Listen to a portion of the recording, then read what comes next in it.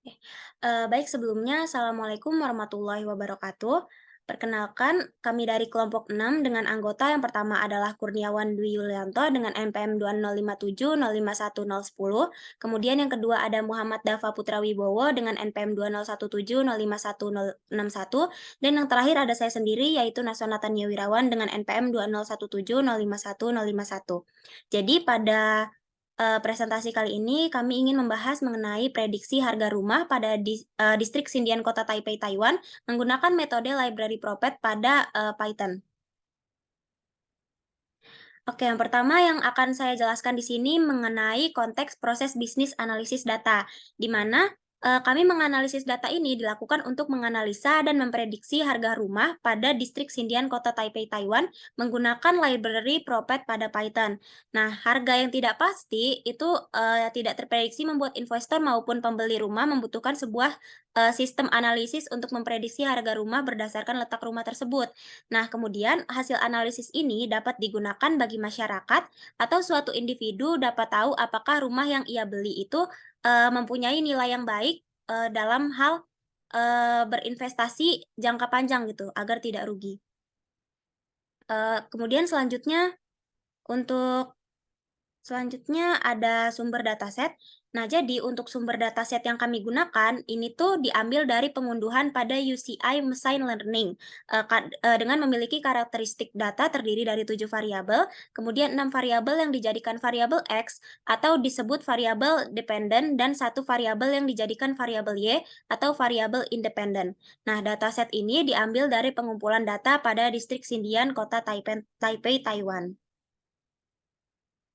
Nah, kemudian untuk informasi atribut dari dataset yang kami gunakan itu, dia memiliki beberapa inputan yang meliputi yang pertama adalah X1, di mana ini adalah data transaksi, contohnya seperti 2013 sama dengan Maret 2013 dan lain sebagainya.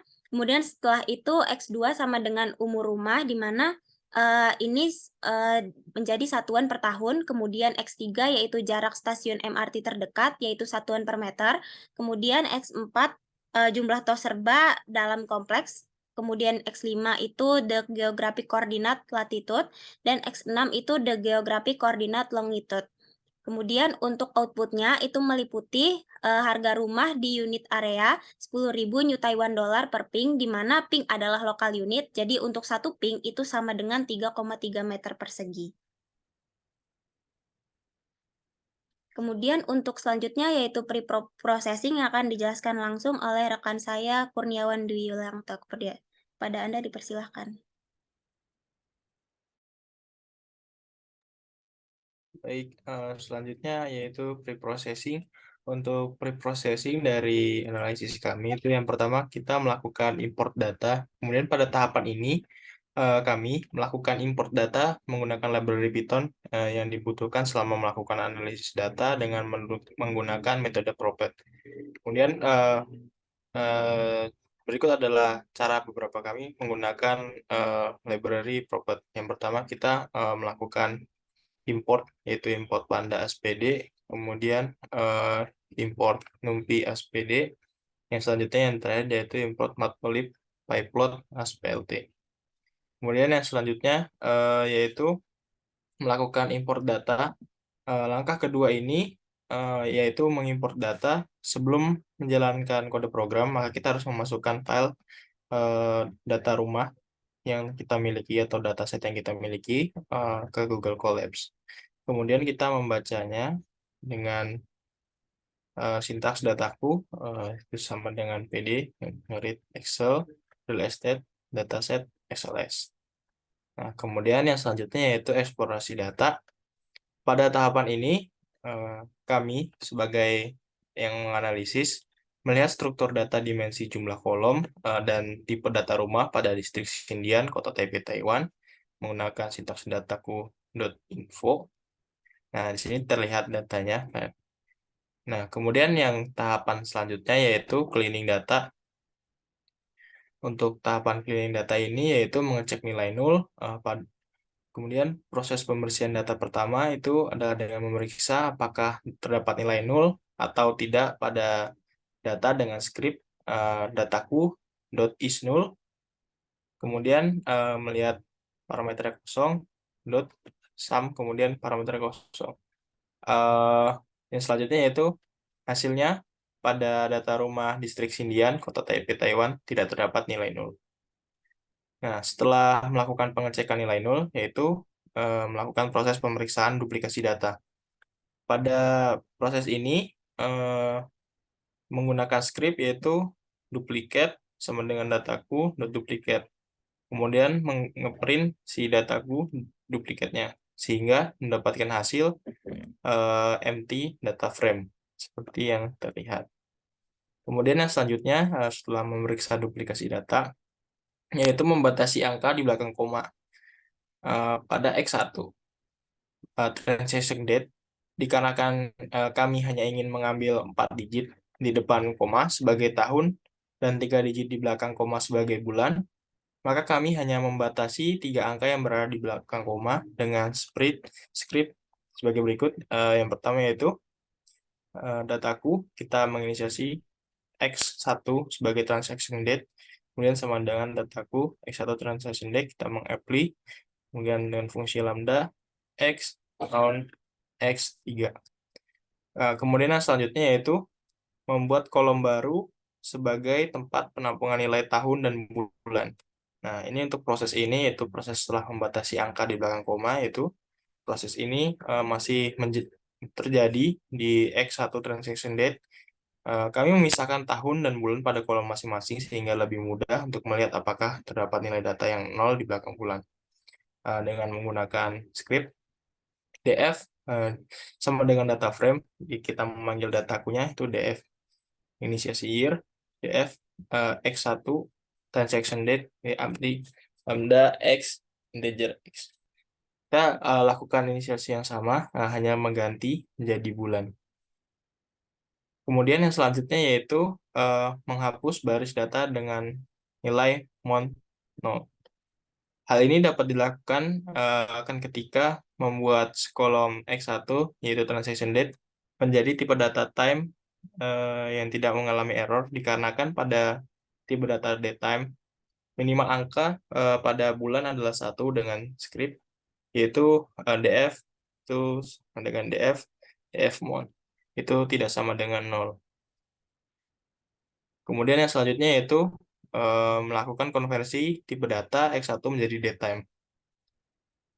Untuk memudahkan dalam modeling, mungkin tipe data ini X1 harus diubah menjadi datetime dengan TypeScript, yaitu df, si transaction code-nya itu tadi, dikonversi menjadi datetime dengan format row-nya menjadi year, month, dan field-nya 2. Kemudian yang selanjutnya itu melakukan perubahan pada harga rumah menjadi harga sebenarnya per meter persegi. Nah, pada proses ini yaitu dikarenakan harga awalnya itu adalah harga 10.000, maaf, dan masih dalam format per ping, di mana untuk satu ping adalah 3 meter persegi, maka dilakukan perubahan dengan script mengalihkan dengan 10.000 dan membagi dengan 3,3 pada kolom harga rumah. Kemudian dikarenakan harga yang tertera masih dalam bentuk dibagi 10.000 per ping. Nah, si satu ping ini itu sama dengan 3,3 meter persegi. Nah, yang terakhir yaitu dalam tahapan preprocessing, yaitu menggabungkan data waktu transaksi data hard rumah. Kemudian pada tahapan terakhir ini kami hanya melakukan 2 kolom, yaitu kolom transaksi dan kolom harga rumah. Kami menggunakan Propet untuk melakukan prediksi datetime series, melakukan prediksi datetime series berdasarkan datetime. Kemudian si datetime series ini akan kami prediksi yang akan diwakili oleh kolom ds, yaitu transaction date, dan y sebagai nilai harga rumah dengan script menggabungkan data datetime dan nilai-nilai menjadi data frame. Oke, untuk proses yang selanjutnya yaitu proses analisis dan visualisasi akan dijelaskan oleh Dapa. Kepada Dapa, dipersilahkan.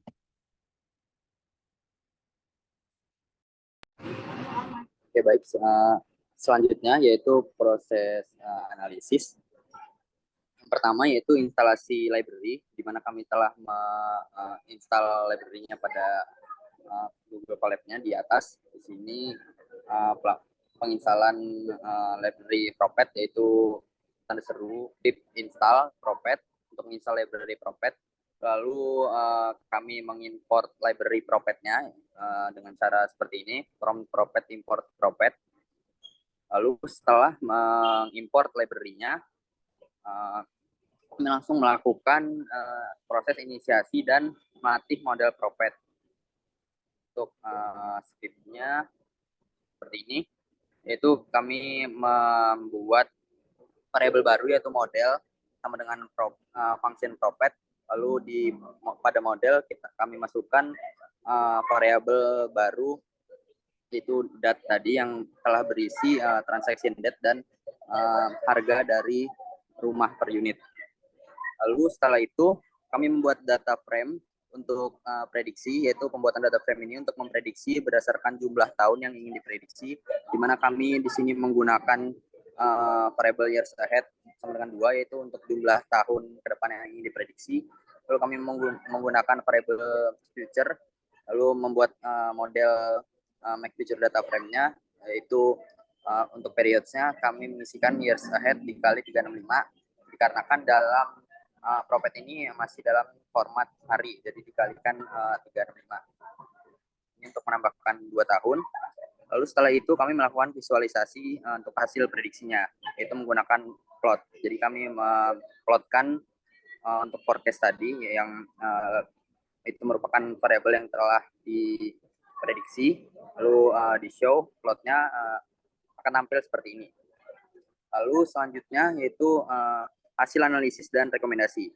Jadi setelah kami mendapatkan hasil visualisasi prediksi harga rumah, di sini menunjukkan tren naik ke atas. Nah, maka dari itu ada beberapa analisis dan beberapa rekomendasinya, yaitu yang pertama untuk analisis tren ini naik yang menunjukkan oleh grafik prediksi. Jadi ketika mencoba prediksi dengan rentang waktu sampai 2 tahun, tren tetap naik ke atas. Hingga perkiraan harga bisa lebih dari 150.000 US dollar, dan sangat dimungkinkan jika harga rumah dapat turun dengan penurunan yang diprediksikan hingga berada di bawah angka 50.000 US dollar. Lalu untuk pertumbuhan harganya, grafik di sini menunjukkan tren kenaikan yang kuat. Ini menunjukkan bahwa pertumbuhan harga rumah yang berkelanjutan cukup signifikan.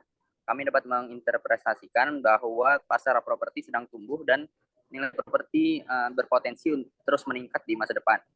Lalu untuk beberapa rekomendasinya, yang pertama, jika kita adalah seorang investor, maka direkomendasikan untuk mempertimbangkan investasi dalam properti untuk mendapatkan keuntungan dari peningkatan nilai rumah di masa mendatang. Lalu jika kita adalah seorang penjual atau agen real estate, direkomendasikan untuk mempertimbangkan menaikkan harga rumah yang akan kita jual sesuai dengan tren kenaikan harga yang diprediksi. Lalu jika kita adalah seorang pembeli, direkomendasikan untuk segera melakukan pembelian sebelum harga rumah semakin meningkat di masa mendatang. Lalu yang terakhir, jika kita adalah seorang developer properti, direkomendasikan untuk mempertimbangkan pengembangan proyek seperti properti baru untuk memanfaatkan pertumbuhan pasar properti. Baik, mungkin cukup sekian. Saya kembalikan ke moderator.